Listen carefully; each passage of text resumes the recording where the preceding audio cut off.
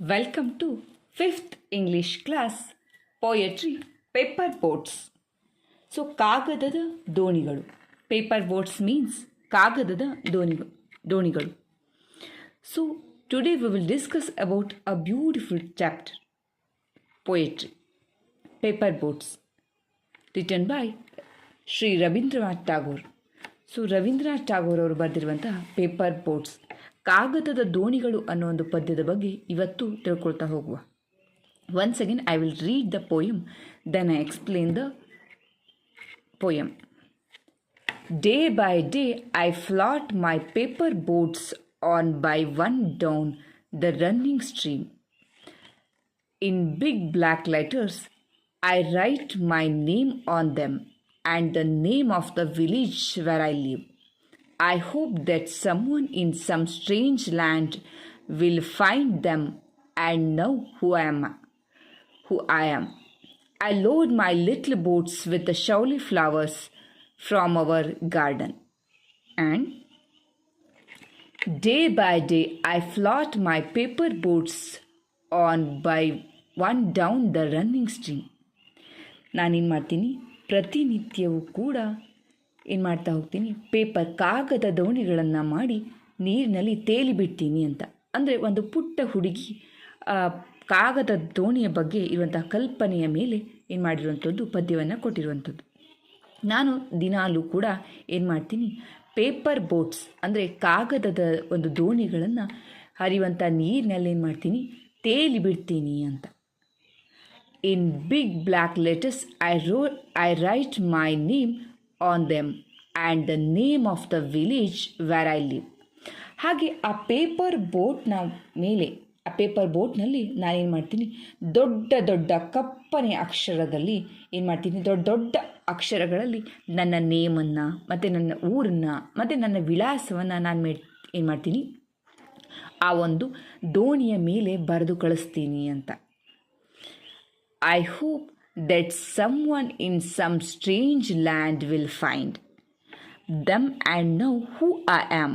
ಏನಾಗುತ್ತೆ, ಆ ದೋಣಿಗಳು ಯಾವುದೋ ಒಂದು ಅಪರಿಚಿತ ಒಂದು ಸ್ಥಳಕ್ಕೆ ತಲುಪಿದಾಗ ಅಲ್ಲಿ ಬಹುಶಃ ನಾನು ಯಾರು ಅನ್ನೋದ್ರ ಬಗ್ಗೆ ಅವರಿಗೆ ತಿಳಿಯುತ್ತೆ ಅಂತ. ನನ್ನ ವಿಳಾಸ ಇರ್ಬೋದು, ಅಥವಾ ನಾನು ಯಾರು, ಈ ದೋಣಿಯನ್ನು ಮಾಡಿ ಬಿಟ್ಟವ್ರು ಯಾರು, ಈ ರೀತಿ ಎಲ್ಲ ಕಲ್ಪನೆಗಳು ಆ ಪುಟ್ಟ ಹುಡುಗಿಯ ತಲೆಯಲ್ಲಿ ಇತ್ತು.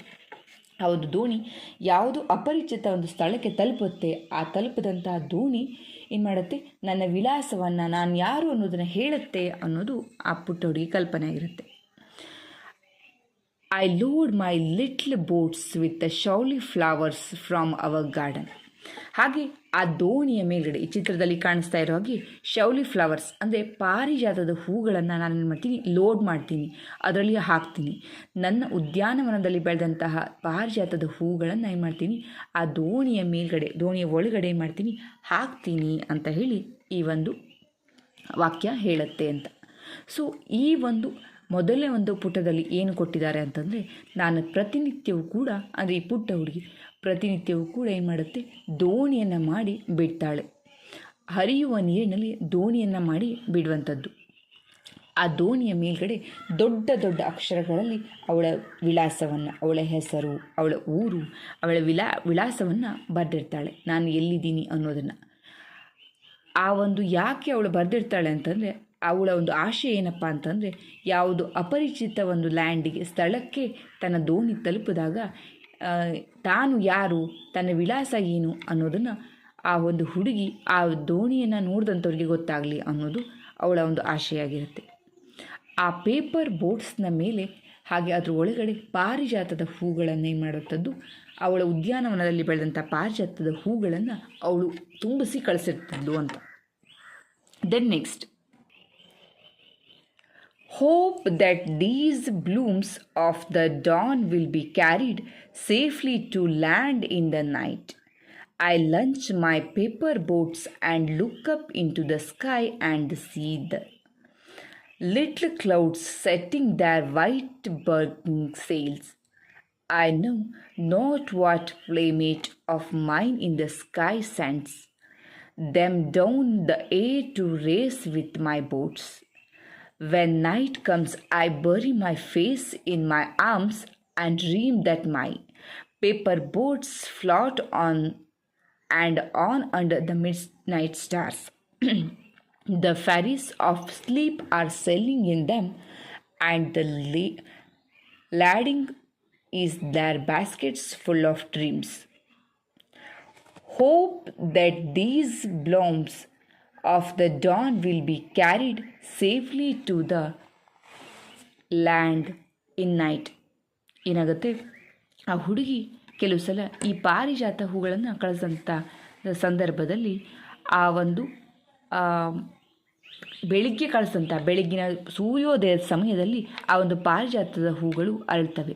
ಅವಳಿಗೆ ಆ ಒಂದು ಪಾರಿಜಾತದ ಹೂಗಳು ಆ ಒಂದು ಗೊತ್ತಿಲ್ಲದ ಒಂದು ನಾಡಿನಲ್ಲಿ ಸೇಫಾಗಿ ಹೋಗಿ ರೀಚ್ ಆಗಲಿ, ಅಲ್ಲಿ ಆ ದೋಣಿಯಲ್ಲಿರುವಂತಹ ಆ ಹೂಗಳು ಅರಳಿ ಸುರಕ್ಷಿತವಾಗಿ ಚಲಿಸಿ ಆ ಒಂದು ಹೊಸ ನಾಡನ್ನು ಸೇರಲಿ ಅಂತ ಹೇಳಿ